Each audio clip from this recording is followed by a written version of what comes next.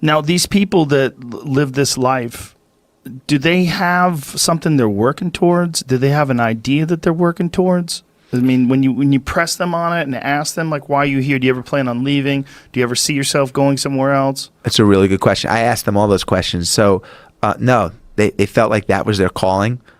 Their calling. They were doing what they were supposed to be doing. And that they were committed to that lifestyle. So, no, they weren't, there was no thought of going back. There have been monks that have left the monastery, just wasn't the right lifestyle for them. But the monks that were there when I was there, 50 years, they were committed and they're not going anywhere. When they say, that's what's confusing to me. Like, I understand that they're enjoying it, and I understand that they like that life, but that it's a calling, like the calling to do nothing or just think. Maybe it's just sacrifice, serve God. Live a life of purity. This is not right. I understand. I couldn't do it, but I think that's kind of the mindset around it, and step away from the regular life that they were living. What's interesting is that they weren't born into the monastery. Right. A lot of these guys made this decision in their 20s, 30s. So what were their jobs before they did it? All over the board. All over the board, literally. One guy, one of the monks was a lifeguard as a teenager. Wow. Just all over the board. So, but regular jobs, just always felt connected to God and connected to this higher living a life, just, under these terms. Well, what's fascinating to me is that you're saying that they're so happy, because if you get how many people were in this monastery? 8. And they're all male? Yes. 8 men. If you get 8 random men in their, what's the youngest age of the guys over there? 35. 35 up to 70s. You get 8 random 35 to 70s and ask how many of them are happy, actually truly happy. Maybe 2, right?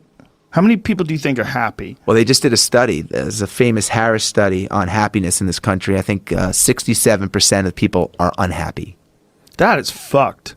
Here I did this, Joe. This is a good test. Maybe you'll want to do this. I did this when I was speaking at an event for 500 Wall Street people recently, and it was fascinating. I'll take you through it. You can tell me if you're comfortable with it. But if you take all the areas of your life and put them in a blender, okay? So take where you live, your relationships, your finances, your health, everything. Put it in one fucking big blender and blend it up. And on a scale of 1 to 10, with a 10 being the Dalai Lama of happiness, and a 1 being a guy that's at 0 being someone that's at rock bottom, what's your happiness number? Me? Yeah. I'm pretty fucking happy. Well, I don't know. I wouldn't do it that way. I definitely wouldn't give it a number. Okay. Because I feel like that you're making something, you're turning like a constant state of thinking and expression and consideration, you're turning it into a number. And I don't like that idea. Because I think it's a management issue. I think a lot of what happiness is a management issue, and decisions that you're making right now, like you could be in a shit state of mind right now, but you could make some decisions to adjust that, and over the next couple hours, you'll get to a much better place. And these constant management decisions, they waver in and out of your life on a daily basis. Like this idea that you could have a good mindset and then all of a sudden you'll be happy. That's horseshit. Like it's like the tide. It comes in and it comes out. There's going to be days where you're just not feeling so good physically, and that's going to affect the way your happiness level is. It's never static. It's never exactly the same. True. But if you looked at it overall at 30,000 feet and you had to give yourself a grade, we happy as fuck is what I would say. Okay, I'm pretty happy. Okay, so I'll take that. Most people in that room, raised their. I said, if anyone is 7 and for anyone that listening that wants to do it, raise your hand if you're 7 or below. I don't want to put anyone on the spot. And majority of the room stood up. Right. Being a 7 and thinking like 7's a pretty happy number. Mm-hmm. But a 7, if my son comes home with a 70 on a test, it's a C minus. Right. And all I'm saying is, what's interesting about the test, though, if you do actually go through the process, for those that like go through and get a number in their head or whatever, or do want to give themselves a grade, Right. your brain automatically goes to a 10 and then subtracts the 2 or 3 things pop in that bring your happiness down. It's a great way to identify what's making you unhappy. And that, you know what I mean? Right. Like you started at 10, you're like, oh, fuck, my relationship or this or that. Usually it triggers an automatic, like, this is what's fucked up in my life response. Right. And it helps you identify.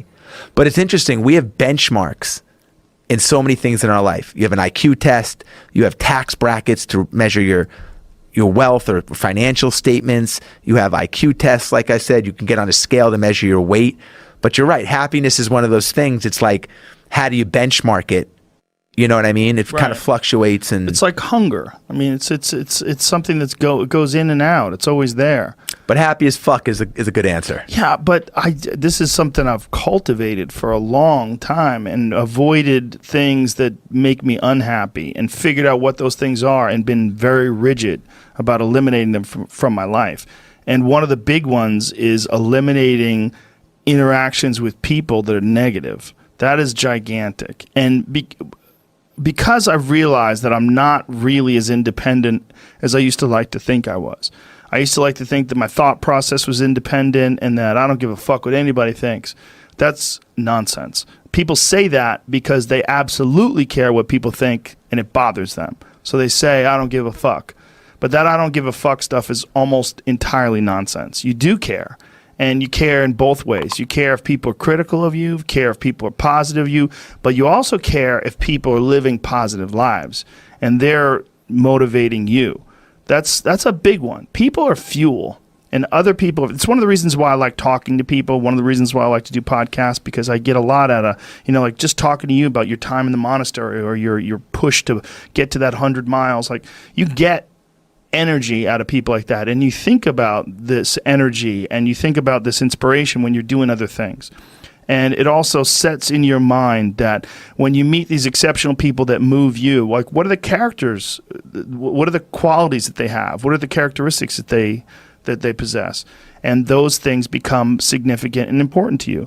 Whereas if you live around a bunch of people that are complaining and bitching about everything, and they see the negative in everything, and they're always whining, those people are the opposite of that. They're the opposite of inspiration, and they're mud. You're just like, what? It's like you're up to your ankles in mud. You try to trudge through life. It's difficult. You're not light. It's not pushing you. There's not a wind at your back. The wind's in your face, and it's rough, and over time, I've learned that these people, you're not going to fix them. I used to want to fix them when I was young. I used to want to go, hey man, I see what you're doing. Like, dude, don't do that anymore. Listen, just do this and stop doing that and start doing this. And if you just work towards this, you could be successful. And then a week later, the guy's doing the same shit. You're like, okay, right. I'm wasting a significant amount of my energy on someone who doesn't want to waste any of their energy on themselves. And so managing the community and the tribe that you're in, making sure that you're a good member of that tribe, that you're doing your part, and there's a lot of cynicism in these days about inspiration and about motivation, because there's a lot of fake shit. You can go on Instagram and you see a million of these inspirational quote pages, and they're run by people that are probably depressed. You see a lot of people that are, talking about how to get ahead in life, but they're not really doing anything themselves. So there's a lot of cynicism involved in that. But there's also sincerity in it, and you can get, if you just look at it with a pure heart and a pure mind, you can get a lot of energy out of that. And when you're around happy, inspirational people that are successful, it makes you feel better and you get inspired. And if you act on that inspiration, your life will be more fulfilled. And it's not just inspirational in terms of financial success, but in terms of doing difficult things, whether it's running 100 miles, it doesn't pay you a goddamn thing other than the wealth of the knowledge that you can push yourself to such an extreme. Or anything else, whether it's someone who becomes really good at playing chess or someone who's really good at martial arts or whatever it is. There's a great feeling in these overcoming these difficult things, because life is never this just constant state of I'm at a 9 all day, and when I'm with my wife, I hit 10. Yay! And I stay like that. That's not real. What's real is like you saying that you went to this monastery and felt all this angst about meditating and being alone and not having your phone and not having the input, but then when it comes out of it, then you have this reward. So you push through this, and you had these uncomfortable feelings, and you came out of those uncomfortable feelings with this newfound appreciation for time and this respect for your own existence in your own space and carving out 3 hours for yourself a day. That's where it all comes from. It all comes from life lessons, and the lessons are learned through struggle. And I think that there's a lot of people out there that think somehow or another you're going to get to some place where you're living in silk sheets and you're getting your toes done while someone's dropping grapes into your mouth. I don't want that. I've never wanted that. That guy's not going to be happy. He's going to be bored. An hour into the grapes, you're going to get those fucking grapes away from me. Stop painting my toes. What am I doing in this bed? I got to do something. I'm not stimulated. The human organism, the animal that we are, needs constant stimulation because it evolved trying to find food and escape enemies and find shelter, escape nature, escape the elements, try to survive. And this is the great joy that you have in taking care of your children, that you can protect your children from the elements and the enemies and feed them. And it's also the great sadness that you see in losers. When I see a loser, I see some guy who's 43 years old, lives in his parents' basement, and he fucking hates the world. I'm like, that was a baby. Man, this is a baby that somebody just gave shitty nutrients to, whether it's nutrients in the forms of food or in the form of thoughts and ideas and examples. And this kid developed these horrible, self-defeating patterns of behavior that have led them to this point where they're this middle-aged person with no future and no idea of how to get out of this rut and probably never will escape it and might just wind up sucking on a gun. You know, I mean, this is the world that we live in today. And I think part of that world is because we have been fed this line of horseshit that you're supposed to seek comfort. And I don't think you are. I think you're supposed to seek lessons, and you're supposed to seek difficult tasks and accomplishments. And through those things and through doing things that are hard to do, even if it's just a fucking 90-minute hot yoga class. I do a 90-minute yoga class, man. Those last 20 minutes, I do not want to be there, man. And I definitely don't want to give 100%. And I can cheat. I can kind of half-ass it. I can, but if I don't and I get through it, when that time is up and the lady says namaste and everybody gets up, I'm like, fuck, man, I made it. You know, I lost 15 pounds. My fucking yoga mat is drenched to the point where I could literally wring it out and fill a jug up with water. But through that struggle, I will now have a better day. And I better fucking do it again tomorrow. Or do something else. Because if I just think, well, tomorrow I'm just going to coast and eat Twinkies and watch TV.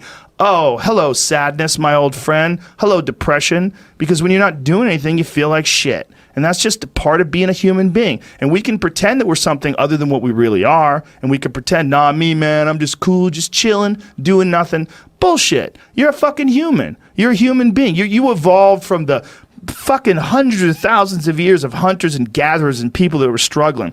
Those human reward systems are carved deeply into your DNA. And if you don't respect that, if you don't respect the mechanism of happiness and fulfillment and what you really need to do in order to feel satisfied in life, camaraderie, love, family, friendship, struggle, testing yourself, learning, all those things are imperative. They're all a giant part of being a person. Hey there. If you're enjoying our content, show some love.